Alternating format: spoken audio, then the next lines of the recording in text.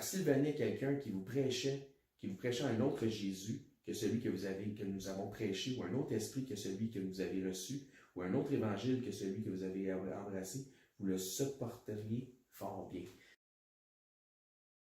Donc, il n'y a pas un autre évangile que l'évangile de Christ. Donc, si quelqu'un venait pour vous prêcher un autre évangile, vous supporteriez ça. Un autre esprit. Et moi, je me suis dit, je vais garder les choses simples quant à Christ. Je vais étudier, voir dans la parole de Dieu si on m'enseigne, c'est vrai.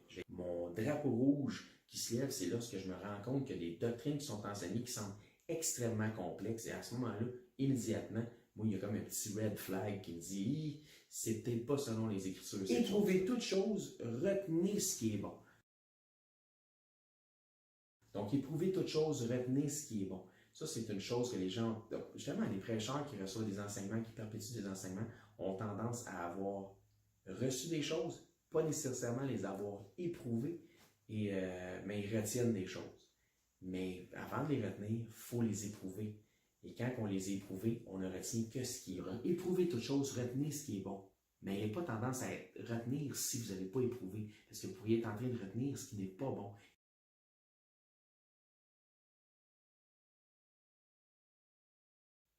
Donc, le jeu du diable, c'est de prendre les enseignements du Seigneur, donc ce qu'on retrouve dans les Écritures, dans la parole de Dieu, et d'en faire une interprétation qui lui est propre, une interprétation particulière. Donc, comme je disais, la parole de Dieu est simple. Donc, ce que je peux suggérer lorsque vous entendez des principes de doctrine ultra complexes, que ça se pourrait que ce soit le jeu du diable, et ça se pourrait que ce soit de la mauvaise doctrine, et que ça soit éloigné de la simplicité qui est selon Christ, selon la parole de Dieu.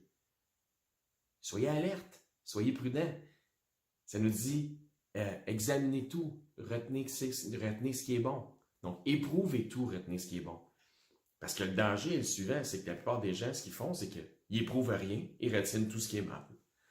Oh oui. Et pas parce que ça fait du sens que c'est nécessairement bon. Pour Ève, ça faisait énormément de sens qu'est-ce que le serpent disait, mais c'était pas bon. C'était mauvais. Même chose. Éprouvez tout. Retenez ce qui est bon. Ce que je disais, en fait, c'est éprouver rien, puis risquer de retenir ce qui n'est pas bon et de propager ce qui n'est pas bon. Qu'un petit peu de levain fait lever toute la pâte. Ça ne prend pas grand-chose. Des fois, ça prend juste un petit point de doctrine contraire pour amener une doctrine complètement hérétique. Un ensemble de doctrines hérétiques.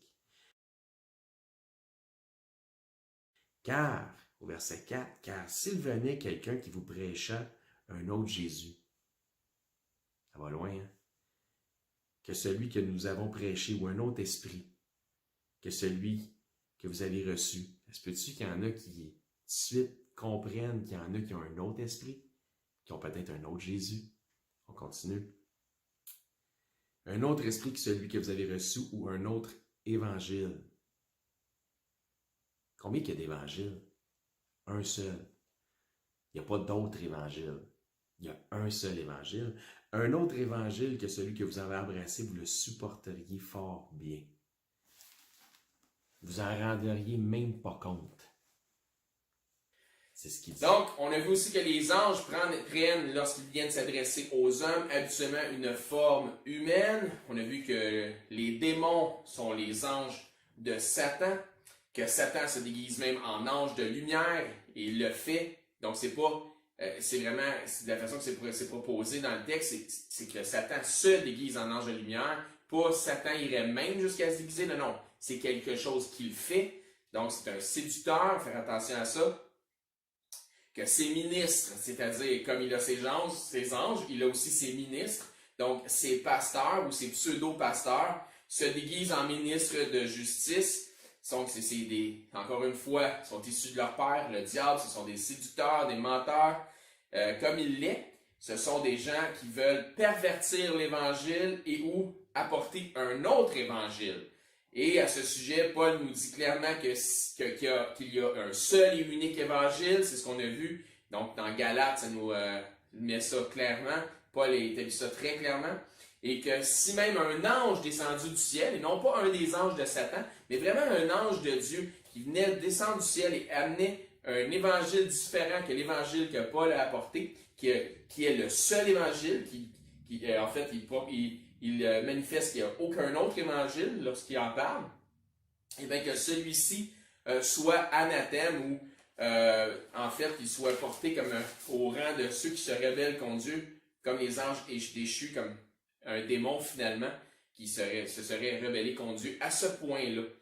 Même chose pour les autres ministres de Satan ou ces pseudo-pasteurs, comme je disais plus tôt. Même chose pour ces gens-là qui apportent un autre évangile ou qui disent qu'il y a plus d'un évangile associé aux Écritures, qui vont en fait contre la parole de Dieu lorsque Paul dit qu'il n'y a pas d'autre évangile. Eh bien, ces gens-là sont probablement en danger de la GL. Nous avons vu que le premier a apporté une fausse doctrine et une interprétation particulière, faire une interprétation particulière de la parole de Dieu est nul autre que le serpent qui était le diable, Satan, et ce, même au commencement dans le Jardin d'Éden.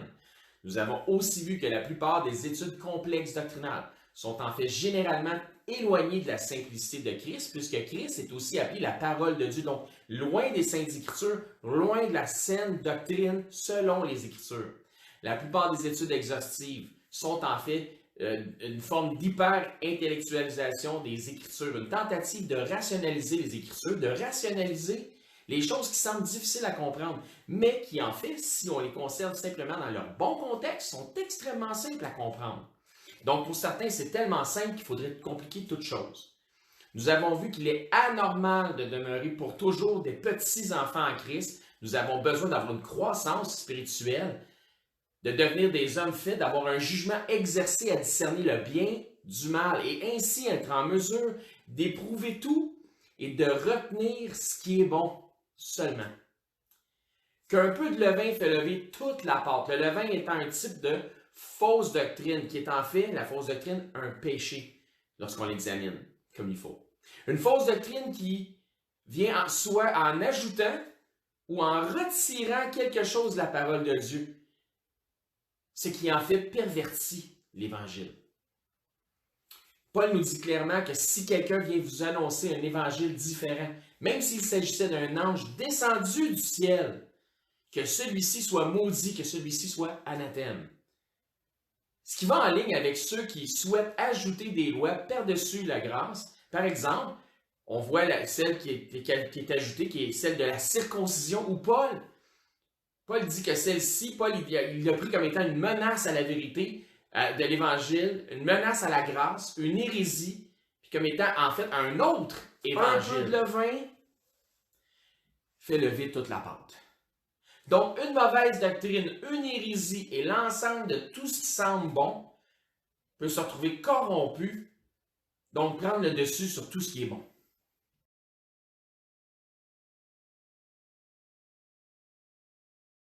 Un peu de levain, un peu de mauvaise doctrine dans ce qui semble être globalement une saine doctrine, et celle-ci se retrouve complètement corrompue. Un peu de levain fait lever toute la pâte. Jésus est le grand patron, il est le berger. Les pasteurs sont en fait des sous-bergers. Les Écritures nous précisent que ceux qui pèsent ou ceux qui pèsent les troupeaux, c'est-à-dire les pasteurs, auront des comptes à rendre concernant les âmes qui sont sous leur tutelle. Donc voici, attention pasteurs, dirigeants, enseignants, si vous écoutez cette capsule, prenez note que je vous exhorte ici. Vous devez, puis selon le Seigneur, vous devez faire attention de quelle façon vous édifiez le temple de Dieu qui est l'Église. Le commandement du Seigneur envers les sous-bergers est de prendre garde à deux choses. Première chose, à ce qu'ils enseignent selon la saine doctrine. À ne pas faire dire aux Écritures ce qu'elles ne disent pas. À ne pas prendre des Écritures et en faire des interprétations particulières. Et deuxième chose, à quel type de doctrine ceux-ci laissent entrer dans leur assemblée. Donc, quelqu'un peut amener une nouvelle doctrine ou une autre doctrine. Bien, c'est à vous de prendre garde. Parce qu'un pasteur se doit de conduire, nourrir et aussi protéger son troupeau.